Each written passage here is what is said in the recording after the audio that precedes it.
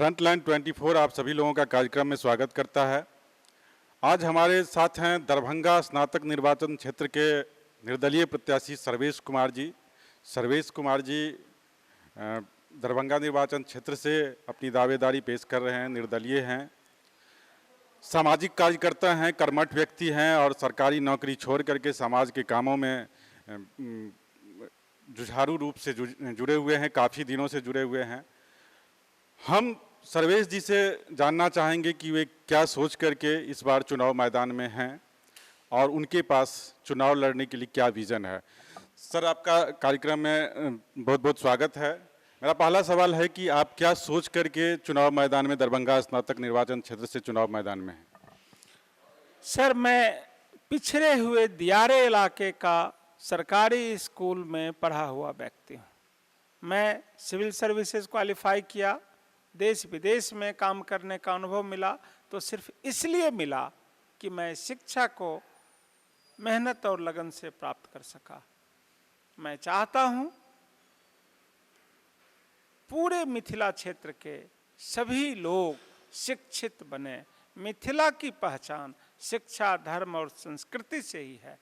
शिक्षित मिथिला बने, शिक्षित मिथिला बने। हमारे यूनिवर्सिटीज़ की रैंकिंग विश्व के स्तर पर न तो कम से कम देश में अच्छा बने, क्योंकि मिथिला की धरोहर वही है। मिथिला में तो हमने देखा है कि शंकराचार्य भी शास्त्रार्थ में परास्त हुए। उस मिथिला की कामना लेकर के उस धर्म और संस्कृति की स्थापना के लिए मैंने इस क्षेत्र से माता जानकी की कृपा से, उनकी प्रेरणा से काम करने का संकल्प किया है। आप जानते हैं, मैं तो एक विधानसभा चुनाव में पिछली बार भारतीय जनता पार्टी का प्रत्याशी था।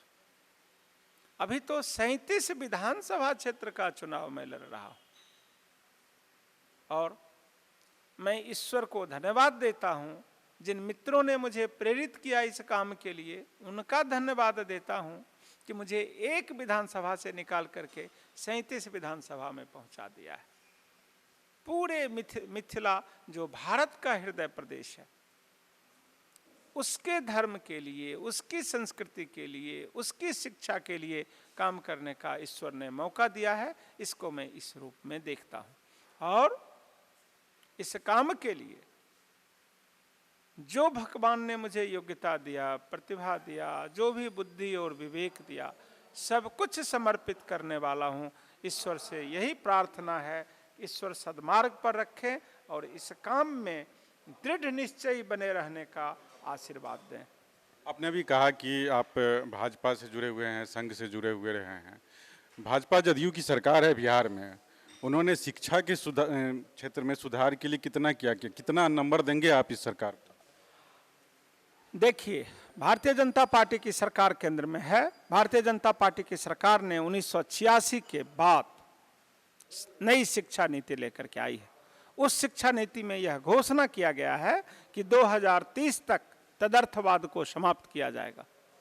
एडॉकिज्म जो शिक्षा में चल रहा है उसको समाप्त किया जाएगा। शिक्षा में नर्सरी से लेकर के और विश्वविद्यालय स्तर तक के शिक्षा में बिहार में बहुत दिक्कत बढ़ गई है।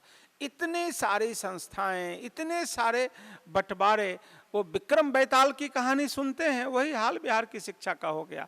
हम लोग एक बात पर कुछ बोलते हैं, दूसरे लोग कहते हैं अच्छा आपने तो ये वित्त रहित के लिए नहीं बोला, तीसरे कहते हैं आपने अतिथि शिक्षक के लिए नहीं बोला, कोई कहते हैं नियोजित शिक्षक के लिए नहीं बोला, कोई कहते हैं शिक्षा की गुणवत्ता पर नहीं बोला, कोई सेशन पर नहीं बोला, कोई सिलेबस पर नहीं बोला। बिहार में शिक्षा की स्थिति को यहाँ की सरकारों ने पिछले 30 वर्षों में जो हाल किया है वो सब आप लोग जानते हैं। मैं किसी एक व्यक्ति पर, किसी एक सरकार पर इसके लिए टीका टिप्पणी नहीं करूंगा, बल्कि मैंने क्या रास्ता चुना है। इस तमाम जो ये जो मकर जाल जो तैयार हो गया है, इस मकर जाल को काटना है, तोड़ना है। इस मकर जाल को तोड़ना है, काटना है।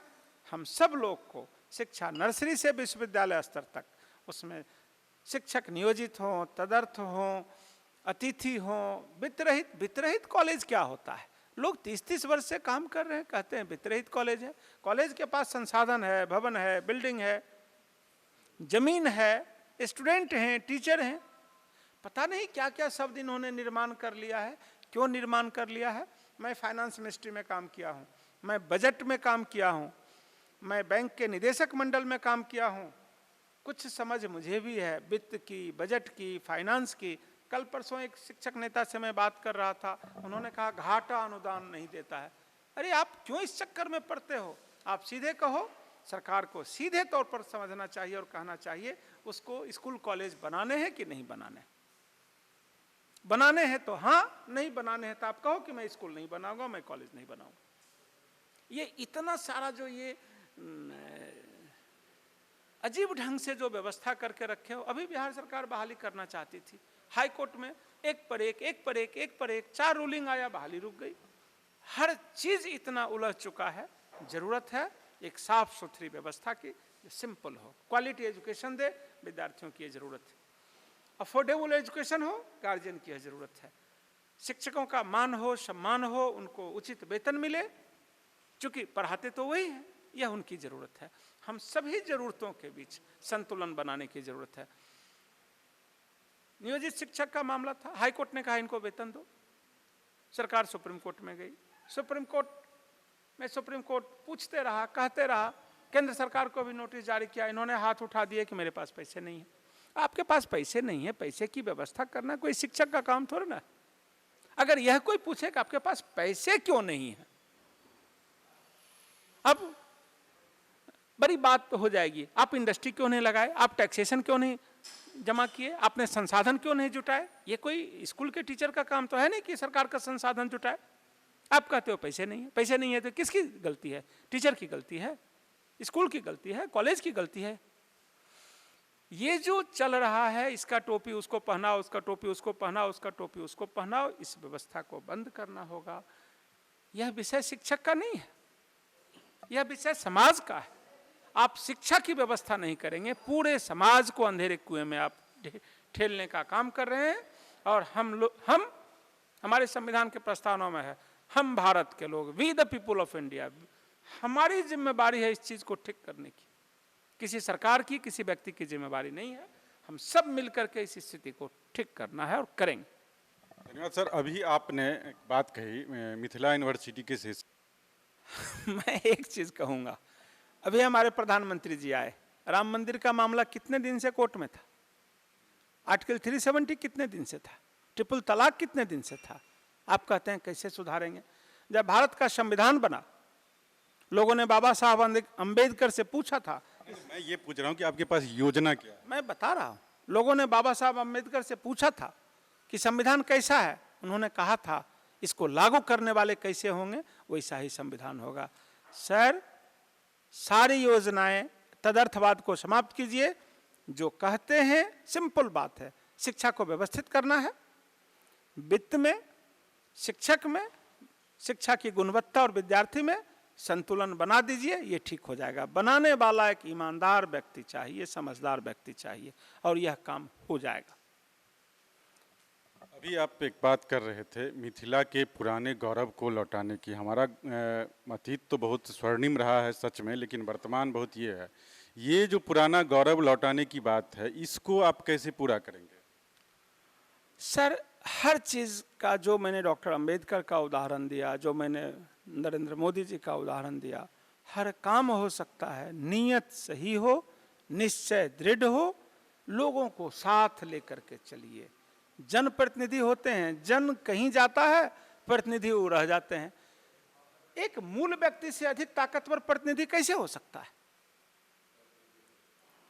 हमारे देश में लोकतंत्र बहुत मजबूत है, लेकिन उसमें कमियां भी हैं। जनप्रतिनिधि जन से अधिक पावरफुल हो गया। ये जो एनोमली जो आया, ये जो विकृति आई है, इसको दूर कीजिए।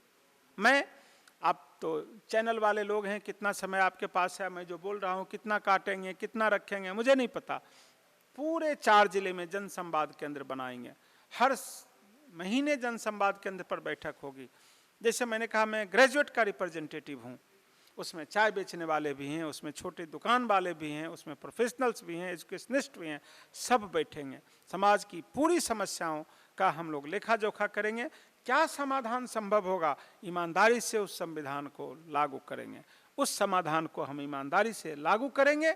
इसमें कहीं कोई शंका आपके मन में हो सकती है, शंका सुनने वाले के मन में हो सकती है, मेरे मन में कोई शंका नहीं है।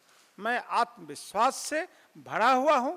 मुझे लगता है ईश्वर ने मुझे इस काम के लिए चुना है और मैं इस काम को कर रहा हूं और करूंगा। धन्यवाद सर। एक आखिरी सवाल है, अगर आप चुनाव जीत जाते हैं तो आपकी प्राथमिकता सूची में सबसे पहले कौन सा काम होगा?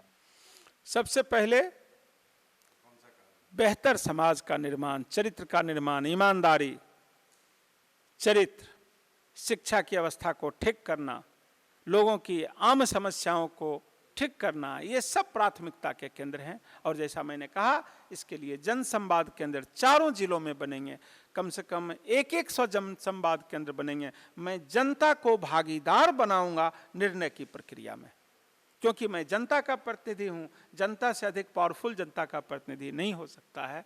मैं जनता को इस निर्णय लेने की प्रक्रिया में मजबूत करूंगा और तमाम विषयों पर, शिक्षा का क्षेत्र, रोजगार का क्षेत्र, समाज का क्षेत्र, भाईचारे का क्षेत्र, प्रेम का क्षेत्र, सद्भाव का क्षेत्र, हर क्षेत्र पर हम लोग मजबूती से जो टेक्स्ट बुक में देखते हैं उस हिसाब से काम होगा। कंप्रोमाइज नहीं, लेन देन, चोरी बेईमानी नहीं, 100% नो। धन्यवाद सर हमसे बात करने के लिए। फ्रंटलाइन 24 का यह कार्यक्रम आप लोगों को कैसा लगा, फीडबैक देने का कष्ट करें। और अगर आप लोग इसी तरह के कार्यक्रम और भी देखना चाहते हैं तो हमारे चैनल फ्रंटलाइन 24 को लाइक, शेयर और सब्सक्राइब जरूर करें। धन्यवाद।